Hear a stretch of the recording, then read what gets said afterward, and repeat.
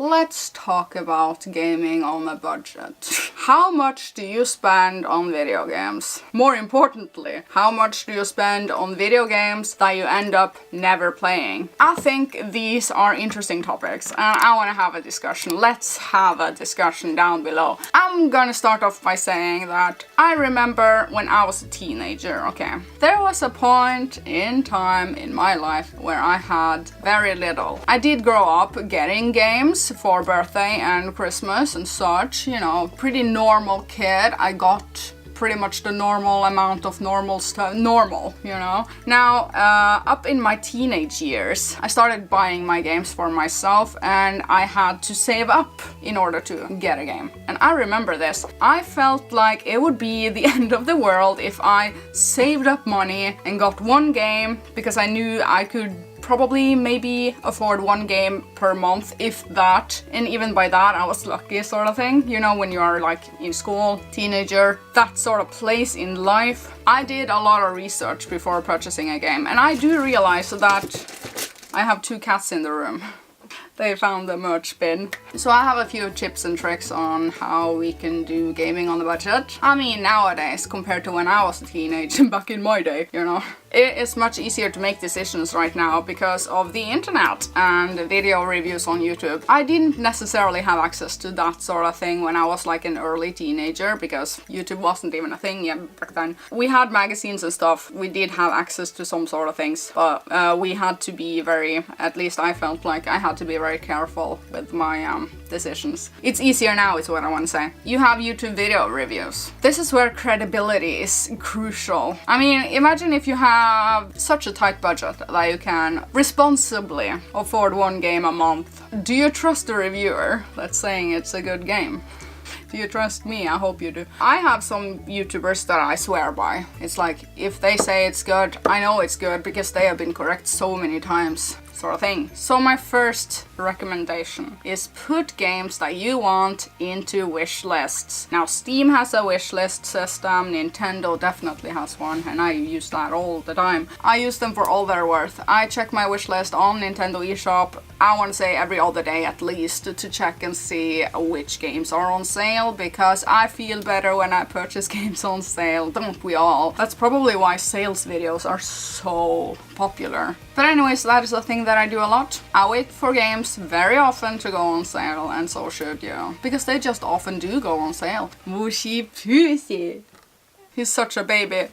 Now my second recommendation, which is a sort of thing that you already know. Do a good amount of research before buying a game. Now when it comes to reviews and such, I do my research both on Metacritic and YouTube reviews. And also I have a pretty good understanding of what I do enjoy already in games. I mean, is it a sequel to a game that I already love? Sure, then it's a no-brainer. Is it a Zelda or Mario or any series that I truly love, like Elder Scrolls? Then it's a no-brainer. I would pump $70 into any sort of game that I know that I would like. And I also want to say, play demos when they are available. If there is a demo, it can actually alter your first impression overall, which then again saves you.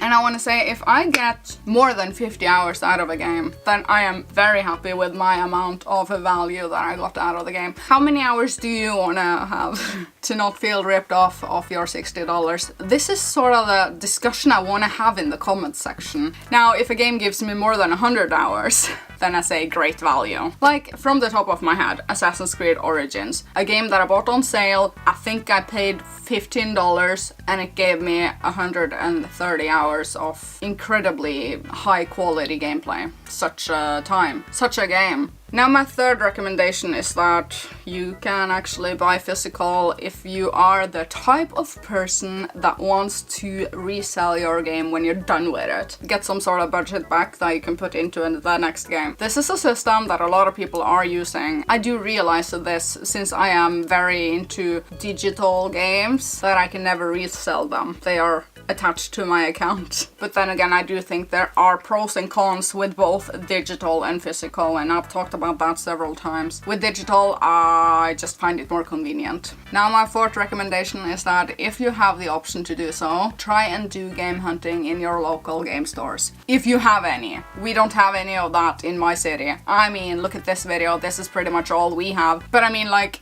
if you live in a bigger city, let's say like I did game hunting in London, which just provided a bigger experience for me than my local city, do that, because you can often find bargain bins and you can save quite a bit by finding games secondhand also, which brings me to Facebook Marketplace, guys. Now my fifth recommendation, the most budget-friendly games arguably are free-to-play games, but it could be a trap. They do have microtransactions within them, and you know this, so I mean, beware of that. Now I have a story actually. You know my friend Katrina Bate, she hasn't been on my channel for a very long time.